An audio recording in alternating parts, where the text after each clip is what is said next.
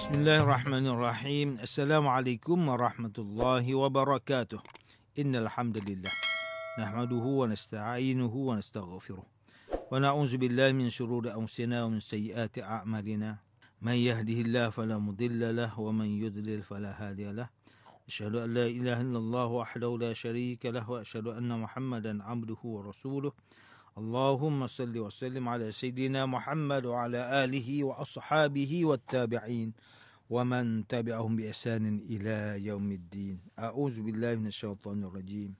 Ya ayyuhalladzina amanu taqullaha haqqa tuqatih wa la tamutunna illa wa antum muslimun.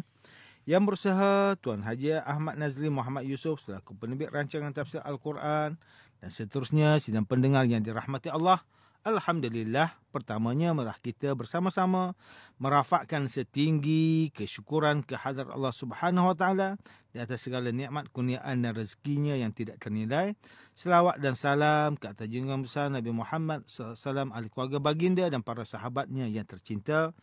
Bersama saya Profesor Dr. Muhammad Najib bin Abdul Qadir, Pusat Kajian Al-Quran dan As-Sunnah, Fakulti Pengajian Islam, Universiti Kebangsaan Malaysia. Tuan-tuan, puan-puan, para pendengar yang dimuliakan, pada hari ini kita akan menyambung kembali rancangan tafsir Al-Quran bagi siri ke-11. InsyaAllah pada kali ini kita akan membincangkan mengenai pentafsiran ayat ke-15 dan 16 surah Hud. A'udzu billahi minasyaitonir rajim. Bismillahirrahmanirrahim. من كان يريد الحياة الدنيا وزينتها نوفي إليهم أعمالهم فيها وهم فيها لا يبخسون أولئك الذين ليس لهم في الآخرة إلا النار وحبط ما صنعوا فيها وباطل ما كانوا يعملون. Sesiapa yang keadaan usahanya semata-mata berkendakkan kehidupan dunia dan perhiasannya dengan tidak disaksikan sama oleh Al-Quran tentang sah batalnya, maka kami akan sempurnakan hasil usaha mereka di dunia dan mereka tidak dikurangkan sedikit pun padanya.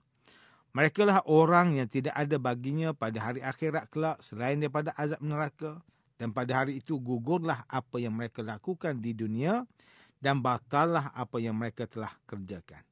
Sidang pendengar yang dirahmati Allah, Profesor Dr. Muhammad Quraisy Shihab melalui kitabnya Tafsir Al-Misbah mentafsirkan ayat ke-15 dan 16 surah Hud dengan menghuraikan lafaz yuridul hayatad dunya wa zinataha, yang bermaksud mereka menghendaki kehidupan dunia dan perhiasannya. Ia bukanlah sesuatu yang tercela selama seseorang tidak terpaku padanya atau tidak mengabaikan nilai-nilai agama dalam memperoleh dan menikmatinya. Seseorang tidak dilarang menikmati dunia dan hidup senang serta dalam keadaan serba cukup. Seterusnya, lafaz nuwaffi ilaihim yang bermaksud kami sempurnakan kepada mereka dapat difahami oleh sebahagian ulama dengan maksud hasil usaha mereka diberikan secara sempurna kerana mereka yang enggan beriman itu tidak sedar adanya kewajipan agama yang berkaitan penggunaan dan pemanfaatan harta mereka. Mereka tidak merasa wajib membayar zakat, berjihad, tidak juga rasa dibatasi oleh ketentuan agama sehingga apapun yang mereka hendak lakukan dengan harta atau kenikmatan duniawi yang mereka peroleh, mereka dapat lakukan. Demikianlah mereka memperolehnya dengan sempurna, berbeza dengan kaum muslimin yang selalu mempertimbangkan dan mengindahkan nilai-nilai agama sehingga mereka sedar bahawa tidak semua yang mereka peroleh dapat mereka sendiri nikmati.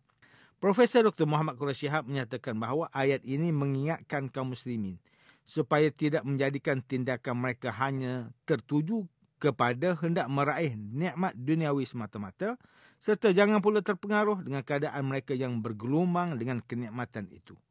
Sidang pendengar yang dirahmati Allah, Profesor Dr. Tengku Muhammad Hasbi As-Siddiqi menulis kitabnya Tafsir An-Nur mentafsirkan ayat ke-15 dan 16 surah Hud ini dengan menyatakan bahawa siapa yang beruntung di dunia ini, dimanjakan hidupnya dengan kelazatan dan kesenangan harta benda, serta tidak mempunyai bekal untuk hidup di akhirat dengan berbakti, bersikap ihsan dan melakukan ketaatan.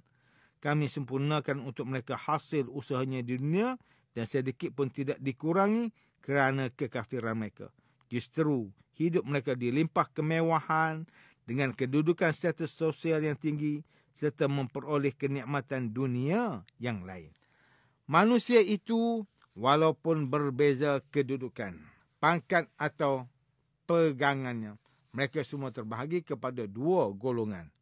Iaitu, yang pertama golongan yang beriman kepada hari akhirat. Yang kedua golongan yang berpendapat bahawa hidup ini hanya sekali saja, iaitu hidup di dunia.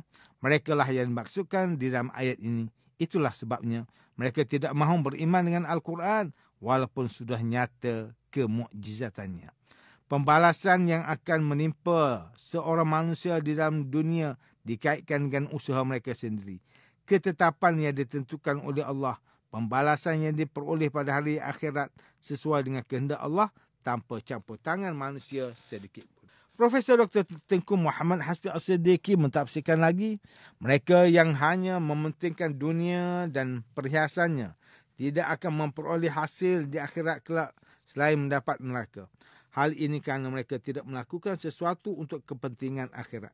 Semua amalan soleh yang mereka lakukan di dunia yang tidak didasarkan atas keimanan kepada Allah, maka pupus dan sirnalah pahalanya. Amalan itu tidak mendatangkan faedah apapun untuk dirinya.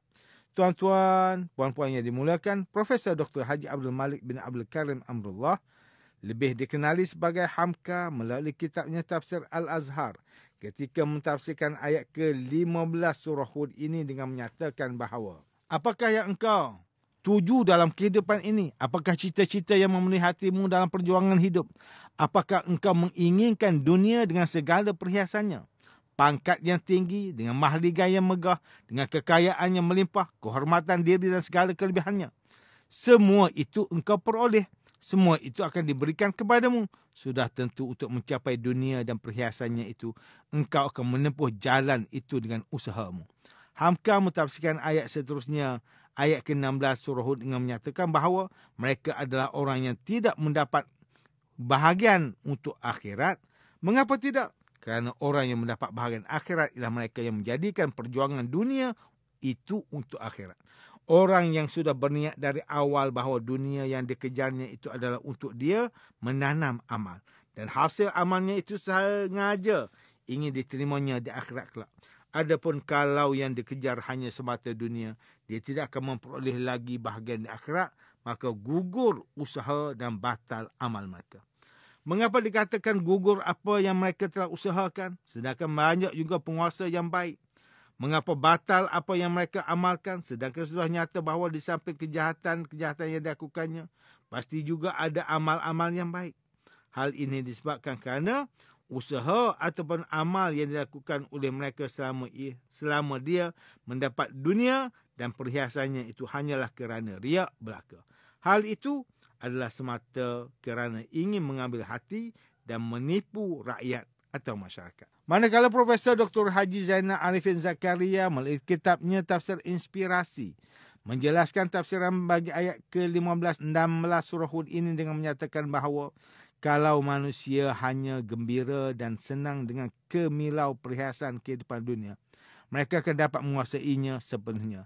Tetapi itu perhiasan palsu dan bermaksud akan terhapusnya kehidupan rohani yang datang dari bimbingan batin yang lebih dalam dari wahyu Allah. Bagi mereka yang hidup hanya bermatlamatkan dunia dan melupakan akhirat, maka tidak mendapatkan apapun di akhirat kecuali neraka sebagai simbol seksaan yang kekal. Sidang pendengar yang dimuliakan, demikianlah tafsir bagi ayat ke-15 dan 16 surah Hud menurut pentafsiran oleh para ulama. Ayat ke-15 dan 16 surah Hud ini menjelaskan bahawa manusia yang hanya hidup dengan tujuan memperoleh dunia dan perhiasannya semata-mata, mereka akan mendapatkannya secara sempurna. Namun, mereka adalah golongan yang rugi kerana tidak mendapat bahagian di akhirat kelak. Amal kebaikan dan usaha mereka menjadi rugi kerana tujuan usaha dan amal itu hanyalah untuk dunia, bukan untuk Allah. Sesungguhnya perhiasan dunia ini hanyalah tipu daya. Firman Allah Ta'ala dalam surah Al-Hadid ayat yang ke-20. I'lamu annamal hayatud dunya la'ibun wa lahwun wa zinah. وزينة وتفاخر بينكم وتكاثر في الأموال والأولاد كمثل غيث أعجب الكفار نباته ثم يهيج فتراه مصفرا ثم يكون حطاما وفي الآخرة عذاب شديد ومغفرة من الله ورضوان وما الحياة الدنيا إلا متاع الغرور. Ketahuilah bahawa yang dikatakan kehidupan dunia itu tidak lain hanyalah bawaan hidup yang berupa semata-mata permainan dan hiburan yang melalaikan serta perhiasan yang mengurang. Juga bawaan hidup yang bertujuan bermegah-megah di antara kamu dengan kelebihan, kekuatan dan bangsa keturunan serta berlumba-lumba memperbanyakkan harta benda dan anak bina. Semuanya itu terhad waktunya, samalah seperti hujan yang menumbuhkan tanaman yang menghijau subur, menjadikan penanamnya suka dan tertarik hati kepadanya. Kemudian tanaman itu bergerak segar ke suatu masa yang tertentu. Sebab itu engkau melihat berapa kuning, akhirnya ia menjadi hancur bercepat. Dan telah diketahui lagi bahawa di akhirat ada azab yang berat disediakan bagi orang yang hanya mengutamakan kehidupan. Kuning, akhirnya ia menjadi hancur bercepat. Dan telah diketahui lagi bahawa di akhirat ada azab yang berat disediakan bagi orang yang hanya mengutamakan kehidupan dunia itu. Dan ada pula keampunan besar serta keredaan dari Allah disediakan bagi orang yang mengutamakan akhirat. Dan ingatlah bahawa kehidupan dunia ini tidak lain hanyalah kesenangan bagi orang yang terpedaya. Jika kita melihat situasi masyarakat pada hari ini, semakin ramai yang mementingkan perkara duniawi, kita sanggup membeli barang berjenama supaya dapat ikut trend semasa dan ingin dilihat memiliki cara hidup berharta. Maka berpusu-pusu manusia berusaha mencari wang dengan tujuan duniawi untuk dilihat cantik dan kaya. Bahkan ada juga yang mencari wang dengan cara yang haram, dengan menipu, scam dan sebagainya. Hal-hal ini jelas menunjukkan dunia materialistik yang sedang dikejar oleh masyarakat kini. Di dunia, mungkin ia terlihat sempurna dengan memiliki kehidupan yang mewah dan istimewa. Namun, bimbang di akhirat, jika kita tidak mempersiapkan bekal, kita akan menjadi orang yang rugi kerana ditolak segala amal dan kebaikan semasa dunia. Berharta dan kaya tidak salah dan bukanlah dilarang. Namun ia perlu seiring dengan kekayaan jiwa sehingga hartanya itu mampu menjadi amal soleh buat dirinya dengan menunaikan zakat dan sentiasa bersedekah dengan ikhlas. Dan itulah sebenar-benar erti kekayaan. Rasulullah sallallahu alaihi wasallam bersabda, "Laisal ghina an kasratil arad, walakinnal ghina ghina nafsi." Bukanlah kekayaan itu dengan banyaknya harta benda, akan tetapi kekayaan yang hakiki itu adalah kaya akan jiwa. Hadis riwayat Imam Muslim.